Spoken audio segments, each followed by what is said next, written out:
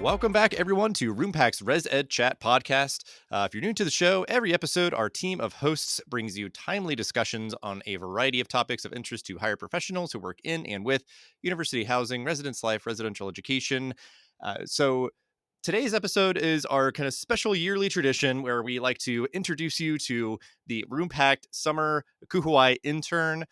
So this will be a little bit of a kind of the get to know you episode that we usually do, but also focus a little bit more on the special project that she is helping Roompact with, RA 360. So I will let her go into more of explaining all that. I will not steal her thunder, but Venus, if you want to kind of briefly kind of introduce yourself to start us out, kind of go through your professional background, and then we'll talk a little bit more kind of what brought you to Roompact and what you're working on. Yeah, absolutely. So, hello. My name is Venus. I am a fourth year graduate assistant at Florida State University. Go Noles. I worked in many different areas at my institute as I've been here for quite a while. I've been in functional areas such as academic initiatives, conduct, and for my fourth and final year, I'll be stepping into a traditional in-hall graduate role. Some of my academic background. I have earned all of my degrees from Florida State University. I hold bachelor's degrees in human sciences and psychology. I worked up with my master's immediately in higher education, and I'm a current going into my second year PhD student in the same field. Basically, have been at FSU, and it's been my home base for quite some time. Yeah, I take it you must like it there. I've never been to Florida State, campus or anything, but yeah, I mean that's amazing because I think it is like there's something to be said for like being at a place that can afford you so many opportunities, so many different opportunities, and it sounds like you're getting quite kind of the diverse kind of professional experiences through your graduate studies there, and obviously having kind of your doctorate program and all that. So I guess with all of that, I mean, I assume, you want to try to keep busy in the summers and things, maybe, depending on what else you might have going on personally. But, what brought you to Roompact? What attracted you about the opportunity? What's kind of the story there? Yeah, honestly, I would say it was just kind of that curiosity, itch to grow. Love FSU, love my time that I've spent here, but also kind of realized that I needed to, stretch beyond just one institute, one area. As I've kind of talked about my background a little bit, all of it is in higher ed. And as I start to kind of sit down, hunker down a bit about what I need to do post graduation, post final graduation, I should say. I wanted to see if I was interested in staying in the higher ed realm or kind of like dip my toes outside the traditional student affairs roles that I've been working in so far. Once I do land what I like to call my first big girl job, Roompact was a very cool opportunity through the ACUHO-I platform that was still kind of that higher ed adjacent role, but gave me that chance to kind of learn and develop in some different areas that I was interested in learning about. Yeah, I think anymore, like I've just witnessed over my career that I think a lot of more people have been curious in that same way, and I'm glad. I think there's just many more opportunities to pursue that in a way that feels still kind of maybe like aligned with your values and being kind of still like in a mission driven organization where it could be a very different climate of like working professionally in a professional organization that supports higher ed or a nonprofit policy think tank or a company or whatever else. So like just knowing that like you can see if the grass is greener on the other side. You can get maybe a little bit of different perspective, have more of an impact on like a national scale. But even just kind of marbling in some different experiences, whether it's, I mean, even kind of what I was sensing from what you're saying, like that idea of like, if you're like, well, I've been like res life all the time, or now I'm going to start kind of go more broadly to student affairs, or now I'm going to go a bit more broadly in higher ed, but they're all happening at FSU or something, like it could be like, I'm doing, a bunch of different things at the same institution, but like, it really is helping to, cultivate different skills, kind of broaden your perspective. And at certain points, I think we've had some episodes recently on this, like it can then still reinforce. It's like, you know what? I still really like, res life or wherever it was that I started or where I was that I was for most of my, career. So I think, just all those things being valuable. I think we always just like kind of hearing folks' stories, especially I think the interns who kind of just airdrop in, I think always have really interesting backgrounds. And, it's great to be able to, have folks that are getting this little sort of concentrated dose of, kind of a very different experience. So, a hallmark of your experience this summer, though, is working on the RA 360 project. So I think it's, been something in the ether and kind of, burgeoning for a bit. But if you want to tell our audience a little bit more about the project, just sort of kind of the elevator pitch, as it were, but then kind of what you are doing in support of this project. Yeah. Overall, I think it's been a really fun and I think it's a super meaningful project to work on. The way I took it, the idea was kind of create a centralized, free, accessible resource for student staff members, those holding a similar adjacent role to resident assistants, RAs, on some of these very common but sometimes very tricky just parts of the job. So, how do you handle and work with students who are facing homesickness? How do you help support students with time management and different things like that? It's a blend of a lot of different practical tips, quick guides on different topics, and also just different little wisdom pieces from across the field. I've been fortunate enough to be able to write some blog posts on the different areas that I have been working on. There's different members of the Roompact team and blog team that have done that. But then there's also some podcasts and different materials from the field that are dispersed throughout these different categories. It's still, I'll say, a little bit in the early stages. I was only able to delve and do deep dives into 7 topics and develop a new one in general.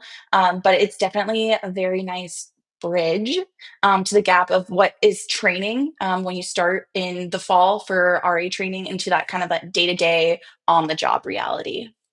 Yeah, that's what I think is kind of interesting. I think, like I said, I think there's been the ether, and I guess I say that kind of bias, like knowing that like there's been a lot of research and things going into this behind the scenes. I think this is kind of helping to inaugurate, kind of putting it out into the world, more in earnest. But yeah, that idea that just from my experience, and I'd assume that this must be similar to other folks to some extent, is that like the amount of training, or kind of staff development resources are really just going to vary by institution, the size of the team, and some people just kind of like have kind of their own little portfolios or binders of things that they've like used over the years, and they kind of bring with them everywhere or whatever else. It's like that value in trying to build kind of just a agnostic of all those variables, like a library that is accessible to people, that covers the kind of wide range of topics and really honors kind of the range of kind of duties and the things that student staff members do, so that they can maybe scratch their own itch. They can be leveraged kind of intentionally by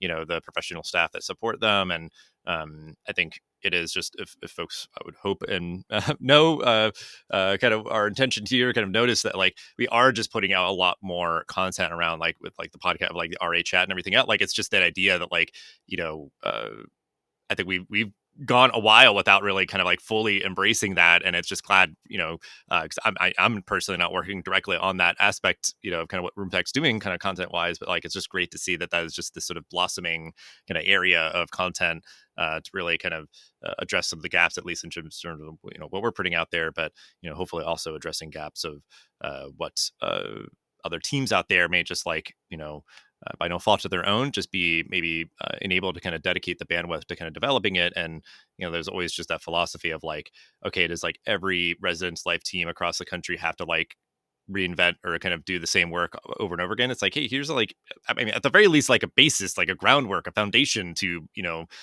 sort of work off of. And everybody doesn't have to kind of labor over the same things over and over again. But that's like at least just kind of my point of view. I guess if you want to say a little bit more about how you and kind of how Roompact like envisions this resource being used. I don't know if it's kind of much of what I've mentioned, or if there's other ways that you see these sort of being kind of used kind of intentionally by teams. Yeah, I think overall, I want to envision it and would potentially use it for upcoming staff meetings and staffs that I'll be supervising in the future, as like a digital mentor almost. Um, and it's like a pick your own adventure for new RAs or new student staff members coming into the role. It's, I think, a very good, approachable peer mentor guide almost. When we wrote out these different pages, it was written as if it was somebody speaking to them as an equal. It wasn't coming up from a higher up person or perspective. So it's an approachable guide for those moments of like, okay, like how do I actually do this? I was trained on these duty protocols, but like, what does that actually look like? But also for our returning staff members, it's a refresher of something like, oh yeah, I remember that I was trained on this, right? But like now it actually makes a little bit more sense now that I'm in this time, this place. It's not meant to say like replace training overall. I think so it's really important for each institute to obviously train their student staff members, but it's a good supplement in a way that feels a lot more informal, peer, accessible, and helpful. Um, and I see it as something that professional staff members can use during weekly trainings or staff meetings as reminders and refreshers as they're going throughout the year during the different peak seasons of maybe midterms and they're doing in hall inspections or when they're closing down for winter and for spring closing as well. Yeah, and I appreciate you just making that mention of just like we are not intending for this to be like a full replacement of that idea. We're like, oh great, now yeah, we could just like totally take our hands off the wheel. Because yeah, like it being like a supplement and augment, sort of a just a added resource that sort of supports whatever it is that you're already doing. And I mean, it is even that big thing. I think just to keep sort of kind of bold circling, underlining here is like uh what you were getting at there of like this being a way and just sort of a jumping off point for like throughout the year. Like I think that is I think the other sort of uh pitfall here is that like you go through that then like intensive RE training at the beginning of the academic year and then you like just don't revisit anything unless maybe there's like some sort of like issue or problem or whatever else. It's just like I think it's just part of a healthy diet to be bringing things up recurrently and using these good resources to kind of have discussions and have folks engage with. So I think just having that library to pull from and kind of that roadmap, or you can see like, okay, I've got all this like laid out in front of me, and then it's like, yeah, we can discuss this month and this month, like you can kind of have that cyclical pattern of just always kind of keeping things top of mind, especially when they're sort of timely or relevant, and just a good habit to get in from the professional staff's point of view. Because I think, like you said, even that a lot of it speaks to REs directly, sort of like just the language or just sort of the framework and stuff. Like I think that idea of having somebody who kind of uh the professional staff kind of point you in the right direction at the right time, because I think that's sometimes the other, like you build like great content libraries like this and it's like, well, it's all there for them to read, like why aren't they engaging with it, what, like you're not giving them any sort of like structure or guidance and stuff. So I don't know, like if you just maybe want to expand on that part of it too, of like trying to find that right balance of like, this is in a sense, like just for the vernacular or sort of the phrasing kind of way of it, of just sort of like for RAs by RA, like that sort of thing. I'm like, all right, we're speaking your language, we're speaking from this sort of experience, kind of firsthand and stuff. As much as you want to kind of go that direction, you do want to also kind of have that aspect of it of like, okay, we do need to sort of like maybe have instructions for professional staff to kind of encourage that sort of like cyclical nature of it. So like, can you just speak to, I guess, kind of that dynamic of when you're kind of like working on this content? Yeah, I think when I've been working throughout these different topics, obviously keeping in mind that the main audience is for these student staff members. So using kind of the different lingo that they'll use. I used a lot of fun little different patterns, different like little POVs, you're doing this, kind of keeping up with like the social media trends and whatnot.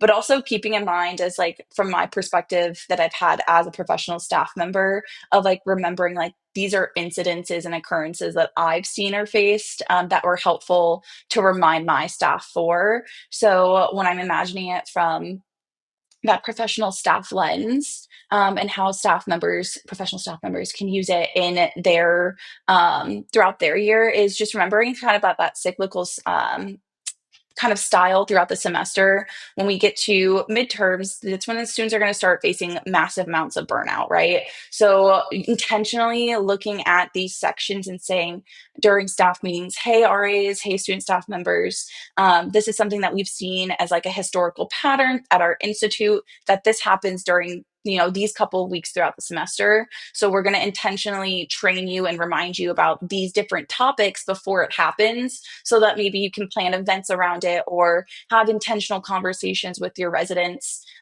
before that this huge event happens. So when I'm planning out and like creating these, it's just coming from that lens of, okay, how can I be intentional and help other professional staff members intentionally and proactively reach out to their staff, rather than just that reactive lens of, okay, well now burnout's here, now homesickness is here, what do we do, here's some ways and how this is how you can utilize it a little bit in advance.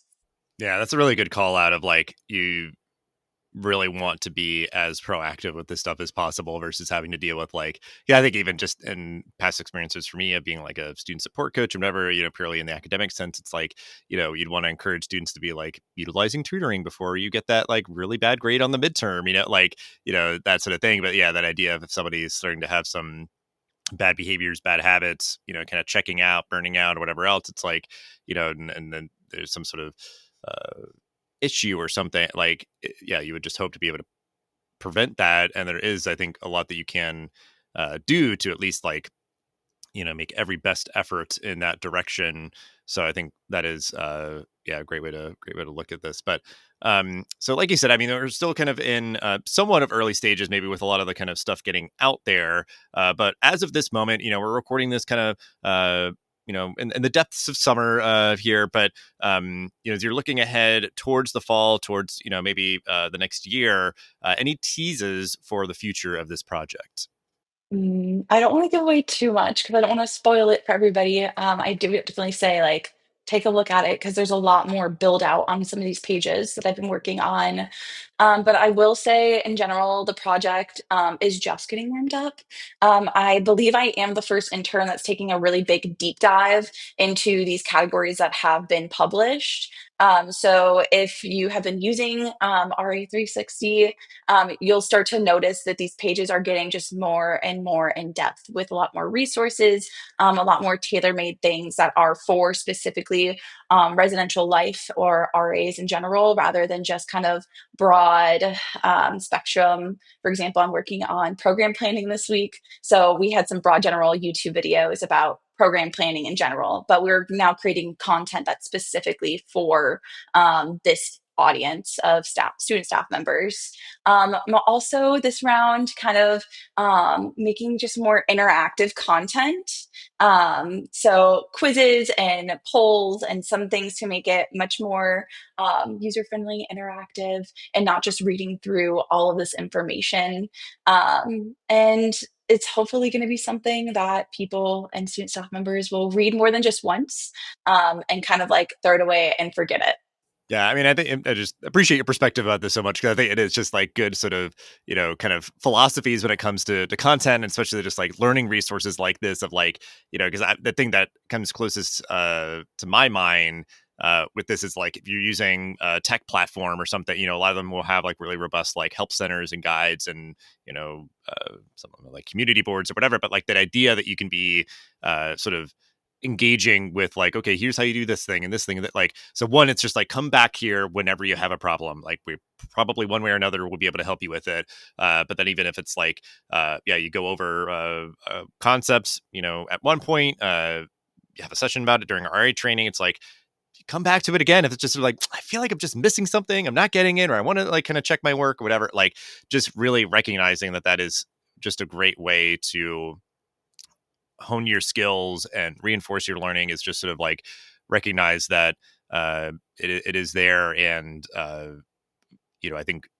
I've always appreciated that about this moment of like, yeah, like you have like YouTube videos about something and it's like, yeah, sometimes I'm just gonna like watch it at 1.5 speed. We're just going to go through it. It's like, it's a webinar about something and I kind of just, try to get through it pretty quickly. But then there's other times it's like, even if it's just like, it's a 5-minute video about like how to fix something in my house, it's like, I'm going to end up watching it probably like 10 times because I'm just like, okay, I'm like stopping it at each step and then I'm gonna like circle back like, did I do that right or whatever? Like that is just like the beauty of like on-demand learning content. It's like, you go back to it, you read it again, you share it with other people, and you can just kind of kind of like you're saying, like choose your own adventure with it in the sense of like, if you are somebody who wants to take your time with something, watch a video a bunch of times and do all that, go for it. If you want to kind of just, give it a skim, do whatever else and go on your way, that's great. But like, if, as we all do, if you make a mistake or if you forget something, then like it's there for you as well. So I think that is great advice. And to build off of that,